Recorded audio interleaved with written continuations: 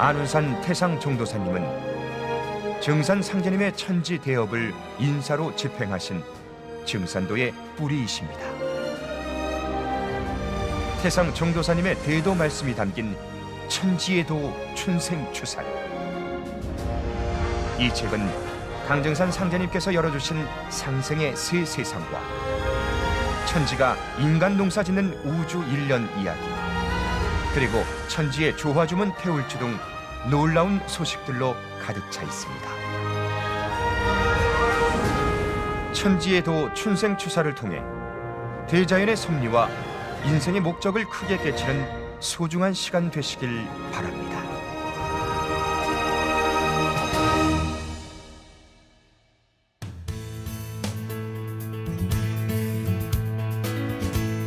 안녕하십니까.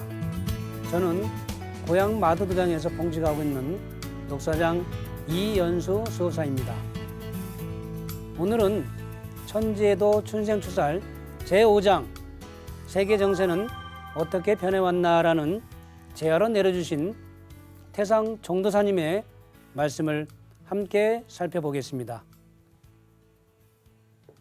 제가 상제님 진리를 처음 만난 것은 1989년도입니다. 저는 신앙 초기에 태상 종도사님의 말씀을 통해 큰 가르침을 받았습니다. 특히 그 당시 카세트 테이프로 말씀을 매일 수십 번, 수백 번 듣고 또 듣고 수없이 반복해서 들으면서 큰 깨달음을 얻었고 제 인생이 크게 바뀌었습니다. 그리고 지금까지 두 분의 말씀은 제 몸속에 살과 피가 되어 흐르고 있습니다. 특히 춘생추살은 태상 종도사님의 대도 말씀에 정수가 담겨 있는 책이기에 때로는 몇 번이고 큰 소리로 정독을 하면서도 읽어봤고 그럴 때마다 많은 생명과 기운을 받았던 책입니다. 아무쪼록 태상 종도사님의 어록인 천지에도 춘생추사를 공부하면서 인생의 큰 비전과 진리의 큰 틀을 깨우쳐 보시길 바랍니다.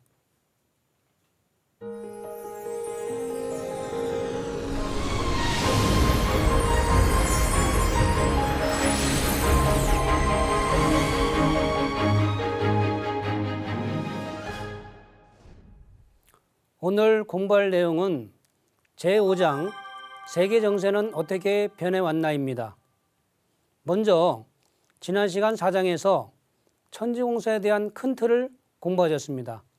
다시 한번 천지공사에 대한 핵심적인 태상 종도사님의 말씀을 보겠습니다. 상계님께서 신명 정보를 조직하여 세상 둥그러 갈 프로그램, 시간표, 이정표를 짜서 이 세상이 그렇게만 둥그러 가도록 만드셨다. 상계님께서 그것을 이름하여 천지공사라고 하셨다. 하늘도 뜯어 고치고 땅도 뜯어 고친 천지공사. 상계님의 천지공사가 바로 이 세상 둥그러 가는 설계도이다. 천지공사는 세운과 도운 두 가지로 대분이 된다. 태상 종도사님께서는 천지공사가 바로 이 세상 둥그러 가는 설계도이다 라고 말씀하셨습니다. 그렇습니다. 천지공사는 바로 인간으로 오신 상계님께서 하늘도 뜯어 고치고 땅도 뜯어 고쳐 상생의 세상이 열릴 수 있도록 틀을 짜신 설계도입니다. 쉽게 얘기하면 설계도에 따라 건물을 짓듯이 이 세상은 상계님께서 설계한 천지공사대로만 둥그러 가는데요. 그 큰 기틀이 바로 세운 공사와 도운 공사인 것입니다. 자, 여기서 세운 공사의 세는 인간 세자에 운은 옮길 운자, 돌 운자입니다. 말 그대로 인간 세상의 울로를 말합니다. 상계님께서 세상이 돌아가는 울로를 정해놓으신 것이 바로 세운 공사입니다. 다시 말씀드리면 세운 공사는 지구촌의 인간 역사가 돌아가는 틀을 정해놓으신 것으로서 이는 세계 질서, 국제 정치 질서로 드러나게 됩니다. 이 세운공사의 틀을 알면 이 세상이 그동안 어떻게 전개되어 왔고 또 앞으로 어떻게 전개되는지 그 세계 정세를 훤하게 아시게 됩니다. 그리고 도운공사는 진리를 뜻하는 도자와 울로라고 할 때의 운자로 상계님의 일꾼들이 나와서 상계님 도를 이 땅에 뿌리 내리고 개벽 실제 상황을 극복하고 조화낙원 세계를 건설하기까지 증산도 개척의 전 과정을 말합니다. 그런데 세운과 도운은 별개가 아니고 현실 역사에서는 수레의 두 바퀴처럼 하나가 돼서 발전해 나갑니다. 그리고 삼천이라야 내일이 이루어지느니라 고 말씀하신 대로 천지의 지에 따라 세운과 도운이 크게 세 번 변해서 선천세상을 매듭짓고 후천 상생의 세상이 열리게 되는 것입니다. 그리고 앞 시간에 상계님의 천지공사는 신명해원공사라고 말씀을 드렸습니다. 이에 대한 태상 종도사님의 말씀을 보겠습니다. 세상을 근본적으로 바로잡고 좋은 세상을 만들려면 신명들을 먼저 해원을 시켜주어야 한다. 해원, 원한을 풀어준다는 말이다. 새 세상 틀을 짜는 데는 신명들이 주역이기 때문에 원한 맺힌 신명들을 먼저 해원을 시켜주어야 한다고 말씀하셨습니다. 그렇게 해서 신명해원공사를 통해 상생의 새 질서가 열리도록 하셨습니다.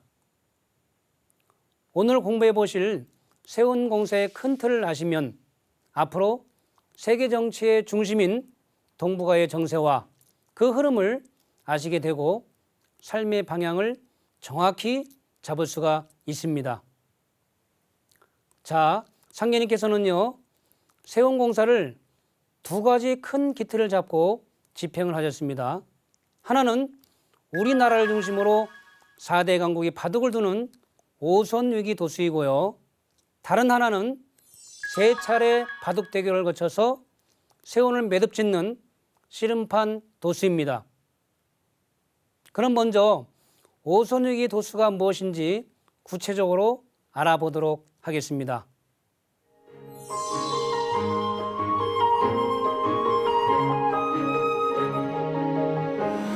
상계님 천지공사에서 세운의 핵심이 되는 내용, 그 도수가 오선위기 도수입니다. 도전 5편 6장 말씀을 보겠습니다. 내가 이제 천재의 판을 짜러 회문산에 들어가노라. 현하대세를 오선위기의 기룡으로 돌리나니 두 신선은 판을 대하고 두 신선은 훈수하고 한 신선은 주인이라. 자, 이 말씀은요, 세운공사의 큰 틀이 되는 그런 말씀입니다. 상계님께서는 천지의 판을 짜러 회문산에 들어가노라 고 말씀하십니다. 지난 2장에서 우리는 한반도가 지구의 혈자리이고 그중 천하의 4개의 큰 명당인 사명당이 있음을 알게 되었습니다. 그 사명당 중에서 전라북도 회문산에 오선위기혈이라고 하는 것이 있습니다. 오선위기는 다섯오자에 신선선자, 둘위자에 바둑기자, 즉 다섯 신선이 바둑을 둔다는 그런 의미입니다. 상계님께서는 그 혈자리의 기운을 뽑아서 바둑판인 우리나라 땅에서 다섯 신선이 바둑을 두는 형국으로 세계 정세를 잡아 돌리신다는 것입니다. 다섯 신선은 바둑판의 주인인 우리나라와 네 신선인 4개의 나라, 세계 정치 질서를 움직이는 4대 강국을 말합니다. 이것이 바로 세운공사의 핵심 틀인데요. 지금 육자회담이라고 하는 게 사실 이 오선위기의 다른 말입니다. 즉 주인인 우리나라는 남과 북으로 나눠져서 두 나라가 되었고요. 그리고 미국, 일본, 중국, 러시아 네 나라를 합쳐서 육제회담입니다. 상계님께서 천지공사를 보신 이래 국제정세는 이 오선위기의 구도로 쭉 이어져 왔습니다. 그리고 상계님께서 세운 공사를 다섯 신선이 바둑을 두는 오선위기 도수로 보신 데는 숨겨진 역사의 진실이 있습니다. 이에 대한 상계님 말씀을 보겠습니다.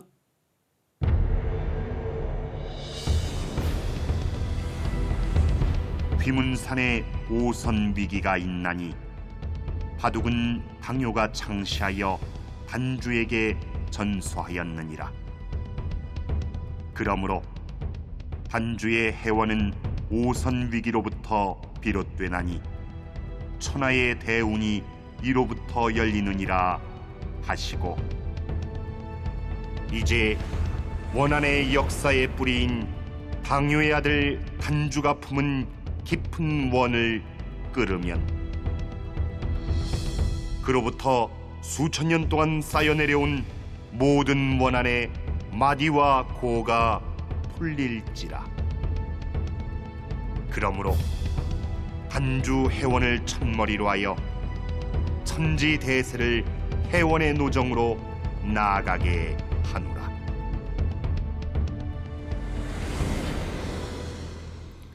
단주에 관한 상계님의 이 말씀은 굉장히 심오하고 깊은 말씀입니다. 이해하시기에는 좀 어렵지만 워낙 중요한 말씀이기에 간략히 말씀을 드리겠습니다. 요순 시대에는 중국 춘추 전국 시대 이래로 육아에서 성군이 다스린 태평성대라고 칭송을 해왔습니다. 그러나 역사의 진실은 결코 그렇지 않습니다. 요임금은 지금으로부터 4300년 전 단군 조선이 건국했던 때의 인물이고 단주는 그의 아들입니다. 서경에 의하면 만년의 덕이 세한 요임금은 장차 자신의 제위를 덕망 있는 현자를 추천하도록 신하들에게 명하였고요. 이에 요임금의 아들 단주를 청구하였으나 받아들이지 않았습니다. 그 이유는 당시 요임금은 무력으로 우리 동방족과 맞서려 했으나 그의 아들인 단주는 평화주의자로서 동방족과 서방족 간의 갈등을 끝맺고 대동세계를 건설하려고 했습니다. 이 과정에서 요는 자신과 정치 이념이 맞지 않는 단주를 후계자로 인정하지 않고 마침내 순임금에게 왕위를 넘겨준 것입니다. 그리고는 단주를 변방으로 쫓아내며 바둑이나 두며 세월을 보내라고 바둑을 만들어 주었던 것입니다. 이로써 단주는 대동세계 건설이라는 꿈을 접고 깊은 한을 품게 되었으며 육아에서는 수천 년간 단주를 불초한 자식으로 매도하여 왔으니 그 원한이 얼마나 컸겠습니까?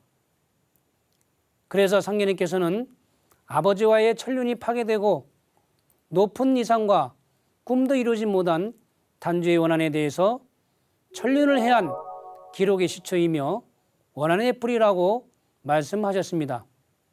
또 단주의 그 깊은 원을 누가 만에 하나라도 알아주리요 라고 하시면서 요순의 도는 오히려 좁은 것이다 라고도 말씀해 주셨습니다.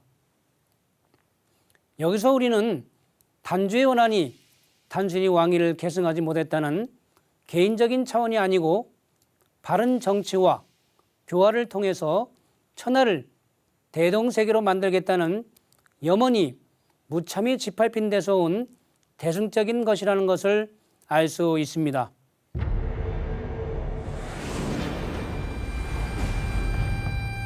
먼저 단주의 깊은 원한을 풀어주어야 그 뒤로 쌓여 내려온 만고의 원한이 다 매듭 풀리듯 큽니다.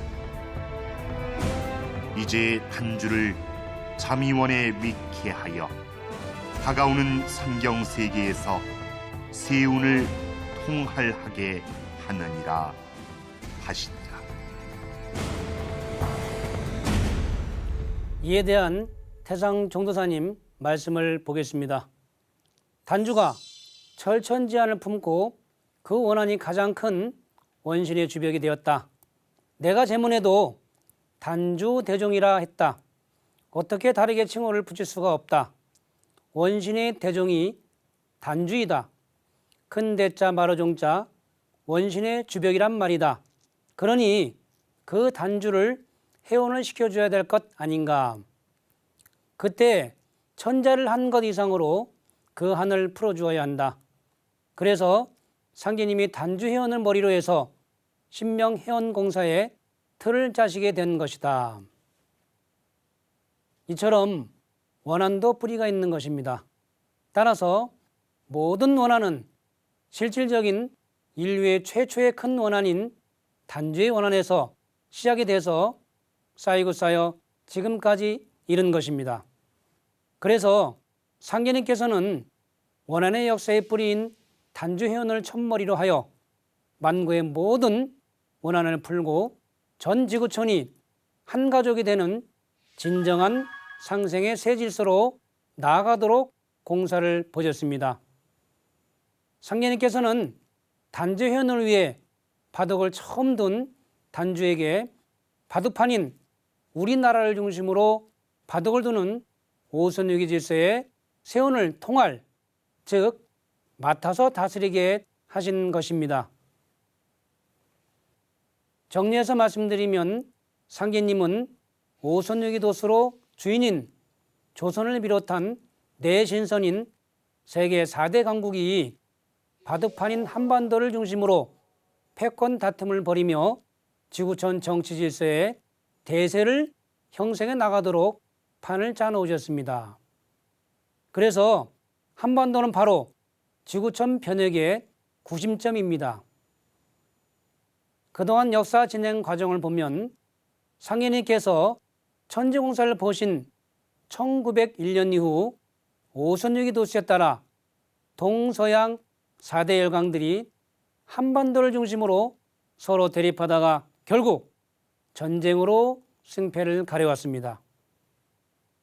이처럼 1901년 이후 이 세상은 상제님께서 판을 짜신 천지공사대로만 1.1액의 오차 없이 진행이 되어 왔습니다.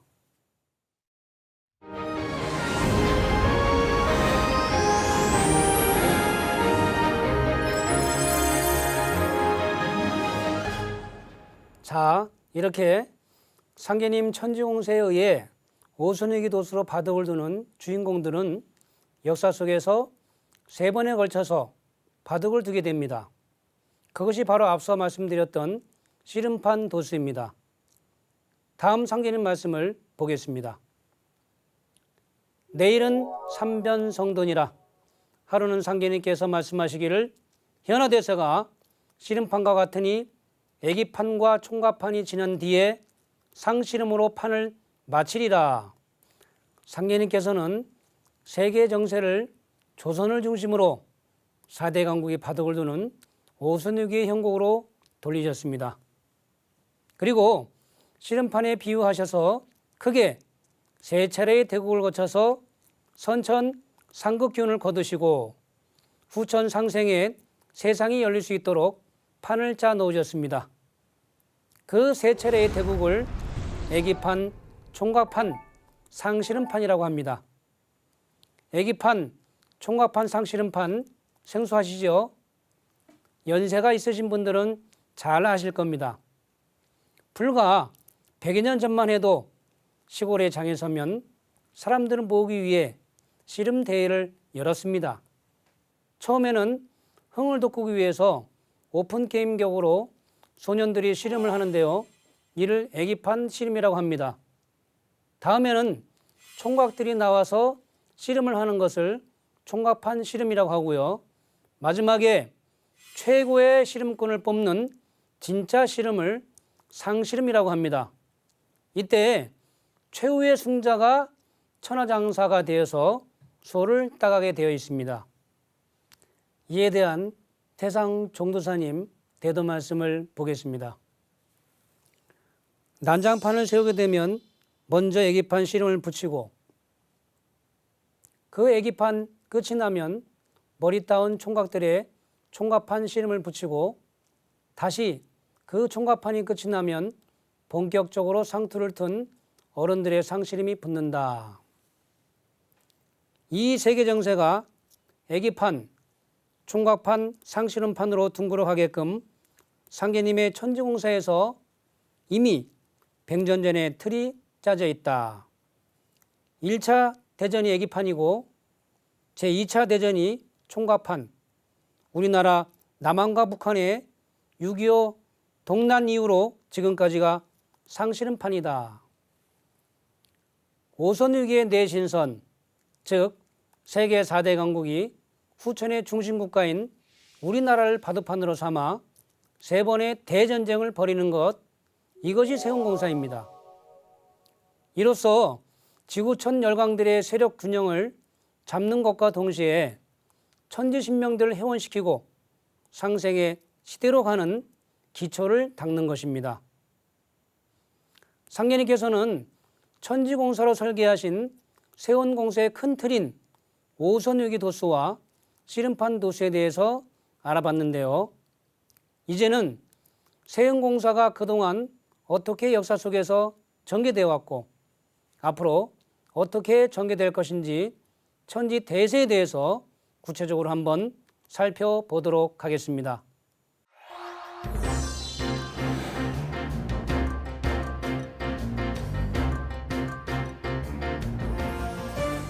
먼저 애기판 씨름에 대해 알아보겠습니다. 상계님께서 오시던 그 당시에는 19세기 말부터 제국주의의 시대였고 제국주의 열강들이 총칼로 무장한 강력한 군대를 대동하고 종교라는 온화한 얼굴로 무장을 해서 해외 침략을 하였었던 그런 때였었습니다. 당시 조선은 동북아시아에서 제국주의 열강에 의해서 분할되지 않은 유일한 나라였고 그러다 보니 제국주의 강대국들이 몰려들기 시작한 풍전등화 일촉즉발의 그런 상황이었습니다. 그래서 상계님께서 우선 서양 제국주의 세력을 물리치기 위해서 일본 사람들을 끌어들여 러일 전쟁을 붙였고 그것을 시발로 1차 세계대전이 터지게 되는 것입니다. 오선위기 도수로 보면 애기판은 우리나라 주인이고 러시아와 일본이 판을 대하고 영국은 일본을 훈수하기 위해 영일 동맹을 맺었고요. 프랑스는 러시아를 훈수하기 위해 러블 동맹을 맺었습니다. 자, 마침내 1904년 2월 8일 일본 함대가 러시아 남진 정책의 보루인 여순 군항을 기습 공격함으로써 러일 전쟁이 발발하게 됩니다. 이때 일본과의 전쟁에서 패배하여 동아시아 침략의 야역을 접어야 했던 러시아는 다시 유럽의 발칸반도로 눈을 돌리게 되죠. 그리하여 러시아를 중심으로 한 범슬라브주의와 오스트리아를 중심으로 한 범게르만주의가 격렬하게 충돌을 하게 되는데요. 그 와중에 1914년 6월 오스트리아 황태자 부부가 보스니아의 수도 사라예보를 방문했다가 세르비아 청년에게 피살되면서 이 사건을 도화선으로 제1차 세계대전이 터집니다. 1차 세계대전은 1914년에 발발하였고요. 1918년에 종식이 되었습니다. 그리고 그 전쟁 끝에 국제연맹이 결성이 됩니다.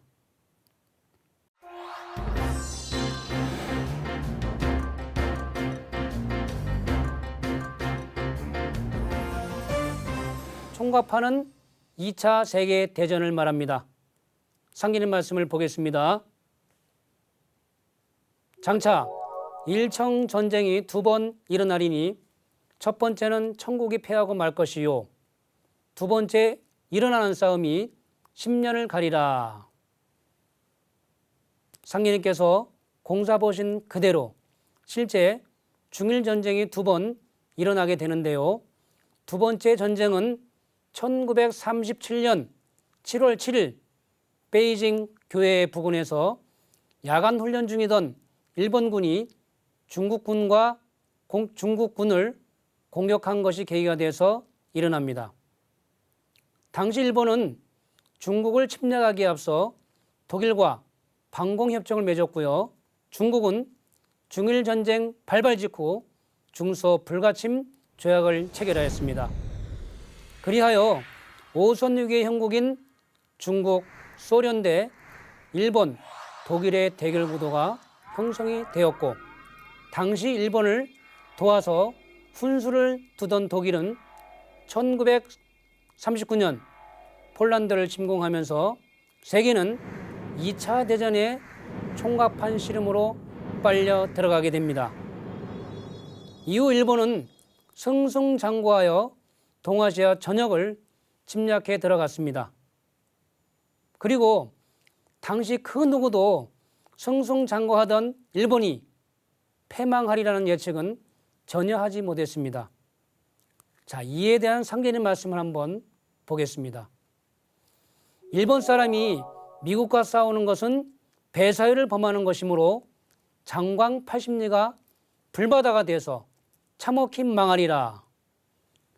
상계님 말씀대로 1941년 진주만 공격을 감행한 일본은 1945년 8월 장광, 즉 나가사키인 장기와 히로시마인 광도에 원자탄 세례를 받고 한순간에 참혹하게 패망하고 말았습니다.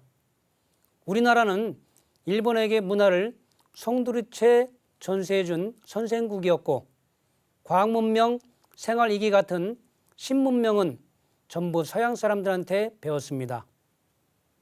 일본은 일찍이 자신들에게 문화를 전수해준 스승의 나라 조선을 침탈하고 갖은 폐악을 저질렀으며, 또한 그들에게 근대 문명의 길을 열어준 미국을 침공한 것입니다. 신도에서는 배은망덕 만사신이라, 은혜를 저버리고 배신하는 행위는 결코 용서할 수 없는 대죄인 것입니다. 그래서 상계님께서 일본이 배설에 걸려서 참혹히 망한다고 하신 것입니다. 자, 상계님 공사 보신 대로요, 일본이 패망하면서 10년 동안 지속된 총갑판 전쟁은 막을 내렸고, 그 이후 세계정부의 모양을 갖춘 국제연합, 오늘날의 UN이 발족이 된 것입니다.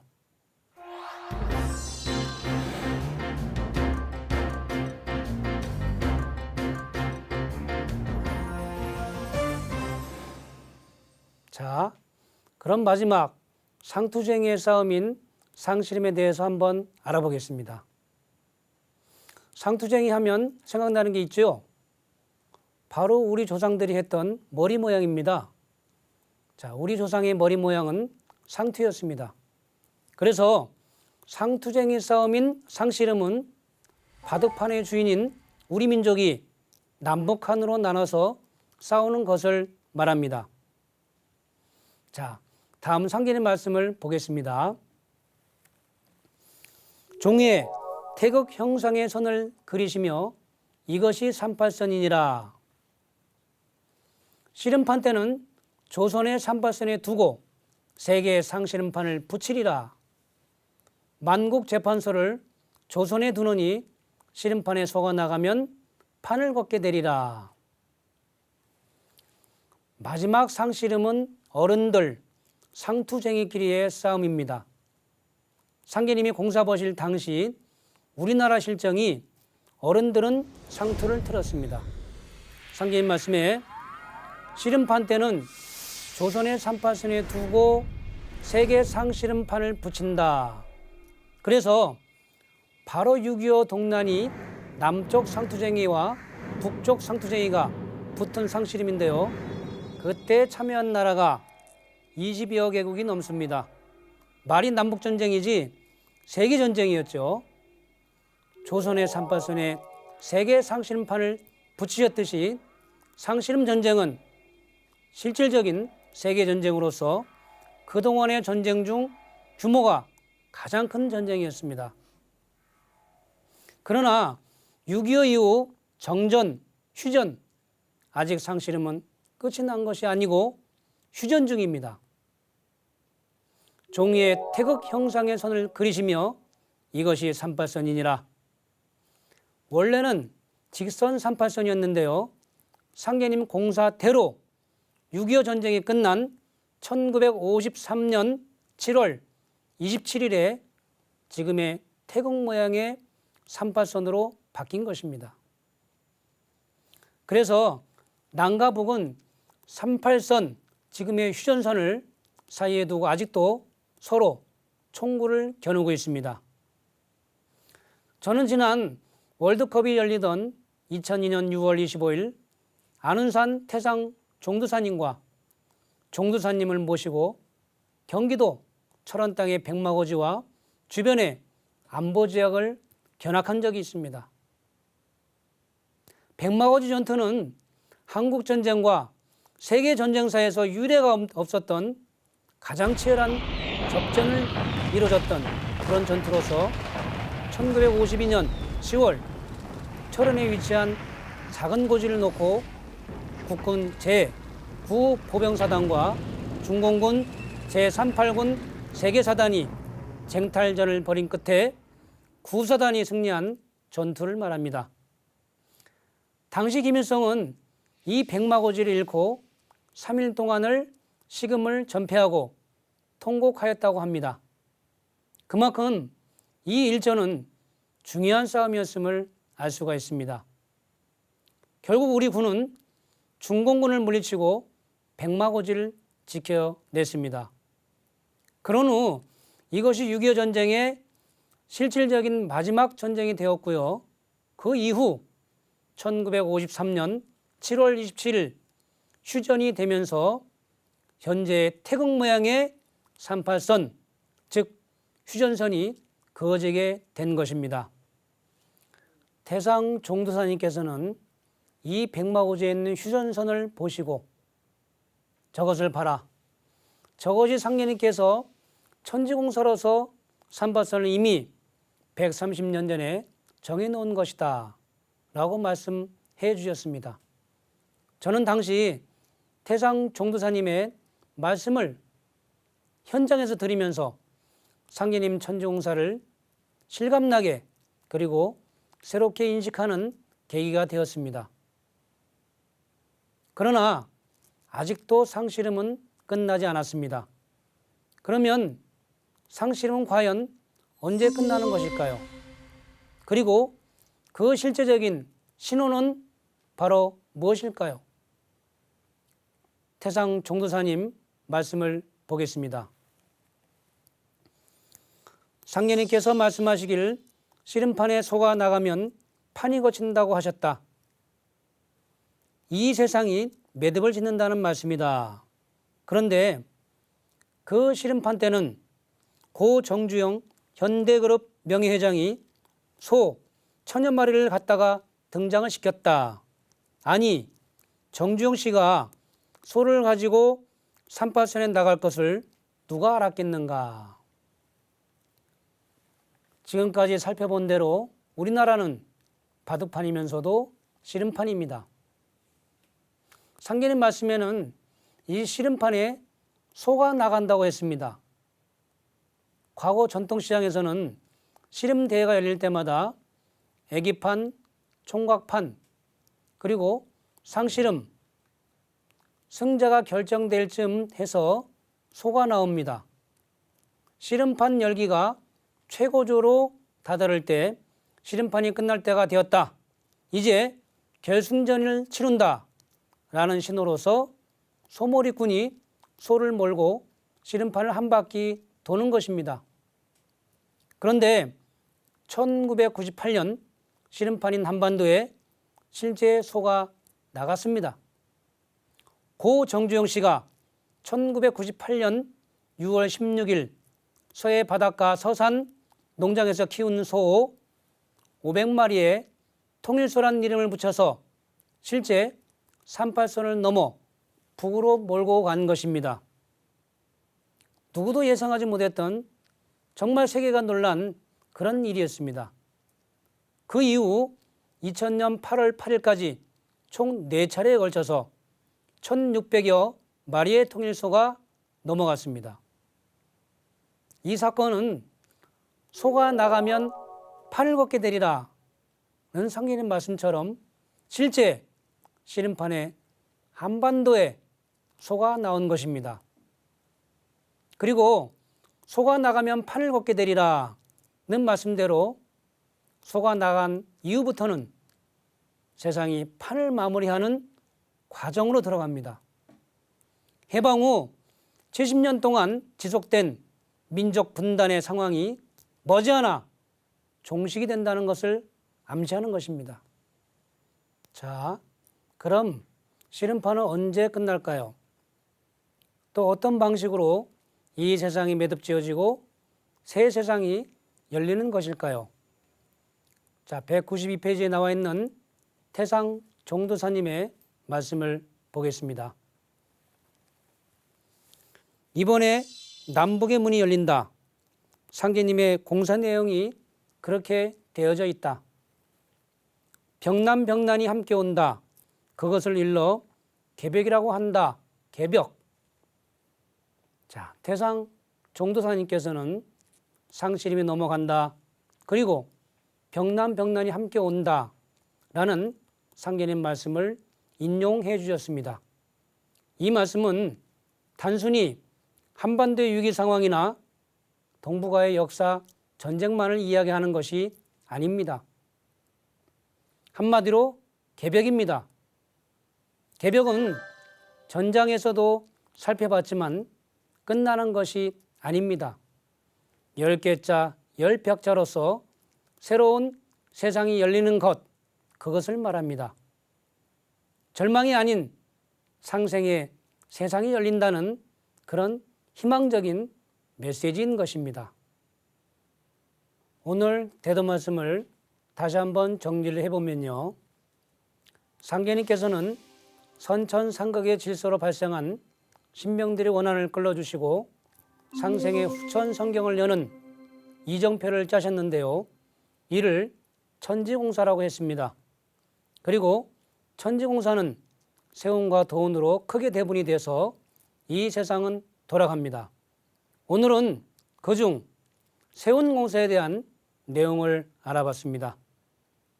20세기 이후 세계 정세가 인간으로 오신 상계님께서 천지공사를 보신 대로 돌아가고요.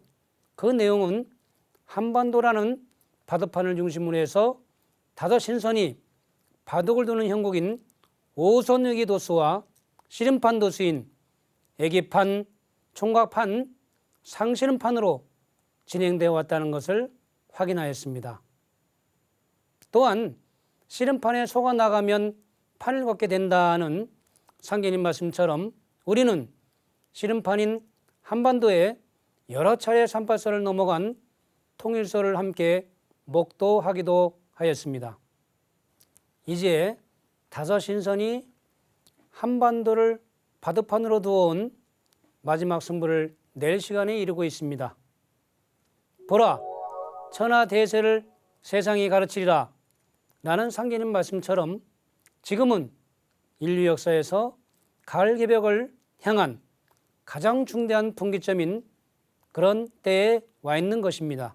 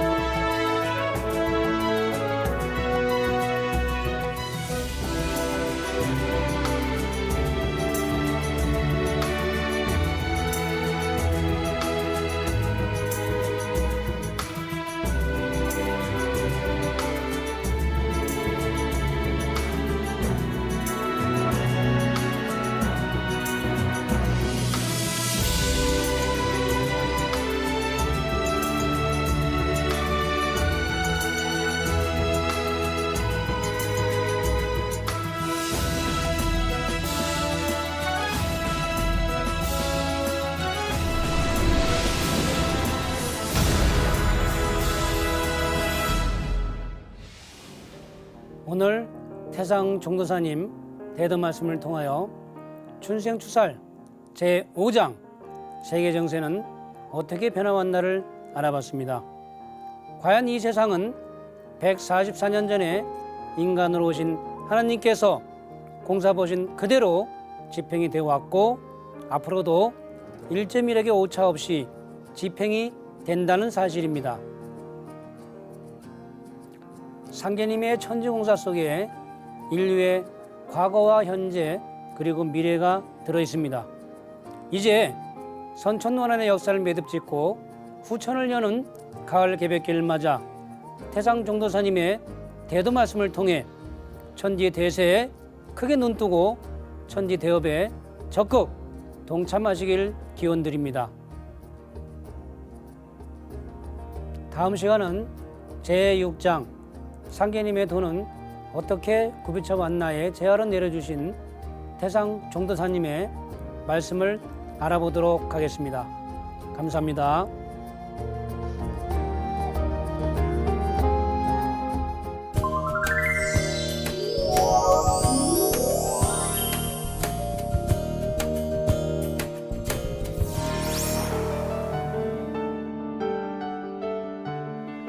안녕하세요. 서울 잠실도장에서 신앙하고 있는 교문옥사장 이경숙 신도입니다.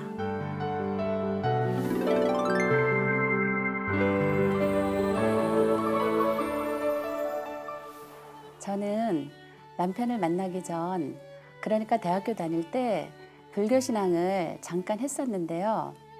절에서 스님들이 수행하는 모습을 보면서 마음이 숙연해지는 느낌이 들었고 저도 해보고 싶다는 생각이 들었지만 여러 가지 여건 때문에 제대로 해보지는 못했습니다. 그렇게 시간이 지나고 결혼할 나이가 되어서 지인의 소개로 남편을 만나게 되었는데요. 벌써 25년 전의 일이네요. 몇 번 만나다 보니까 남편이 증산도 신앙을 한다는 것을 알았고 증산도 진리책을 전해줘서 자연스럽게 받아 읽었습니다. 약간 어려운 부분도 있었지만 별 거부감 없이 책을 읽고 있던 제게 남편은 태울주를 같이 읽어주면서 따라해보라고 하였습니다. 소리를 내서 읽다 보니까 주문 소리는 제 가슴 깊은 곳을 울렸고 왠지 친숙한 느낌이 들어서 주문을 열심히 따라서 읽었습니다. 도장에 나가서 체계적으로 교육을 받고 증산도가 참 진리구나 라는 확신이 들어서 입도를 결심하게 되었습니다.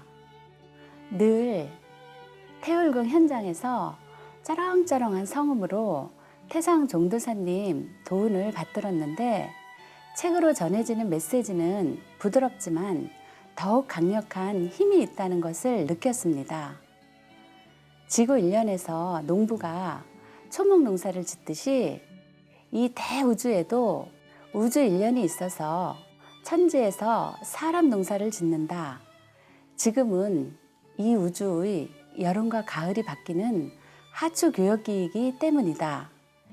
이 우주의 하추 교역기에는 개벽을 한다. 지금은 천지에서 사람 알갱이를 결실하는 때다 라는 말씀이 있습니다.